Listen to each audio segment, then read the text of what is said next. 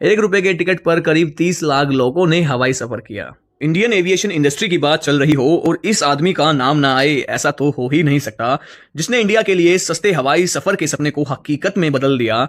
हम बात कर रहे हैं इंडियन आर्मी के रिटायर्ड कैप्टन और बिजनेसमैन GR गोपीनाथ की। कभी बैलगाड़ी से सफर करने वाले इस आदमी ने कैसे तय किया खुद की एयरलाइंस तक का सफर, चलिए जानते हैं।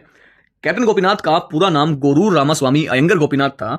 उनका जन्म 13 नवंबर 1951 को कर्नाटक के एक छोटे से गांव में हुआ था। पिता टीचर थे और खेती करना भी जानते थे। इनकी शुरुआती पढ़ाई तो घर पर ही हुई और सीधा 5वीं क्लास में एडमिशन हुआ। 1962 में उन्हें एक आर्मी स्कूल में एडमिशन मिल गया, जहां उन्होंने एनडीए की एंट्रेंस की तैयारी की। 3 साल की एनडीए की तैयारी के बाद उन्होंने पुणे से पढ़ाई पूरी की। उसके बाद उन्होंने इंडियन मिलिट्री एकेडमी देहरादून से ग्रेजुएशन भी किया। इसके बाद कैप्टन गोपीनाथ ने आर्मी ज्वाइन की और साल 1971-72 में हुई बांग्लादेश की लड़ाई तक आर्मी में ही रहे। आर्मी में 8 साल बिताने के बाद 28 साल की उम्र में ही GR गोपीनाथ ने रिटायरमेंट ले ली। कैप्टन गोपीनाथ कुछ नया करना चाहते थे, लेकिन रिटायरमेंट लेने के बाद उनकी असली स्ट्रगल शुरू हुई। अपने दोस्तों से हेल्प लेकर उन्होंने सिल्क की खेती, dairy farming, poultry farming, motorcycle dealership और हॉस्पिटैलिटी जैसी कई बिजनेस में हाथ आजमाया। कैप्टन गोपीनाथ ने साल 1997 में एक निजी कंपनी डेक्कन एविएशन के तौर पर हेलीकॉप्टर की सेवा शुरू की। उनकी कंपनी का यह कहना था कि मैप पर कोई भी जगह दिखाइए, हम आपको वहां तक पहुंचाएंगे। उनका टारगेट बड़े बड़े वीआईपी लोगों के लिए चार्टर्ड हेलीकॉप्टर की सर्विस उपलब्ध कराना था। उनकी सर्विस का लाभ कई राजनेता और बड़े बड़े वीआईपी लोगों ने भी उठाया।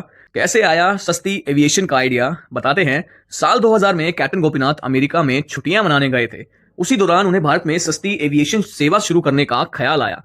फिनिक्स में उन्होंने एक एयरपोर्ट देखा जहां से लगभग 1000 फ्लाइट्स रोज उड़ती थी, जो हर दिन करीब 1 लाख यात्रियों को अपनी सर्विस उपलब्ध कराती थी। जबकि फिनिक्स एयरपोर्ट अमेरिका के टॉप एयरपोर्ट में शामिल भी नहीं था। उस वक्त भारत के 40 एयरपोर्ट भी मिलकर इतनी फ्लाइट्स नहीं उड़ा पाते थे। उस वक्त अमेरिका में एक दिन में 40,000 कमर्शियल उड़ानें चलती थी, जबकि भारत में कुल 420। GR गोपीनाथ जब भारत लौटे तो उनके दिमाग में बस एक ही ख्याल था कि देश के आम आदमी को भी हवाई जहाज में बैठने की सुविधाएं मिलनी चाहिए।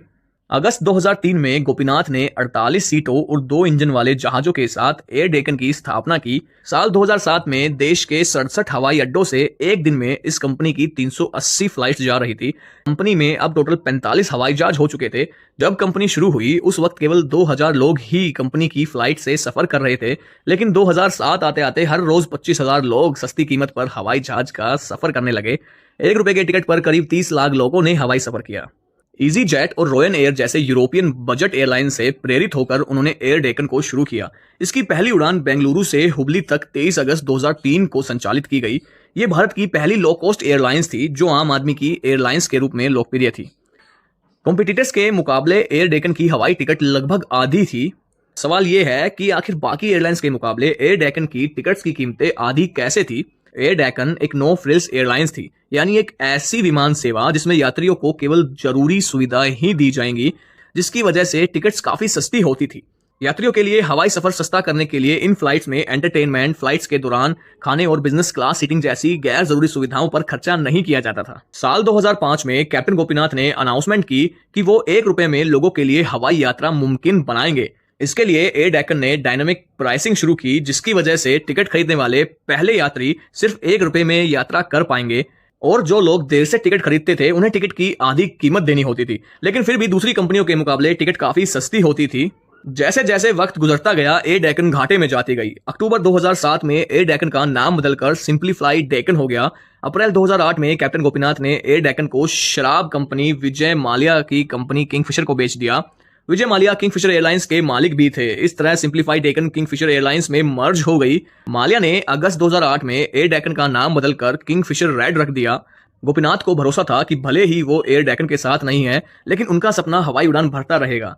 कुछ टाइम बाद देश में काफी कॉम्पिटिटर्स भी आ गए, जिसके चलते माल्या को 2011 में अपनी कंपनी बंद करनी पड़ी और गोपीनाथ का सपना यहीं अधूरा रह गया।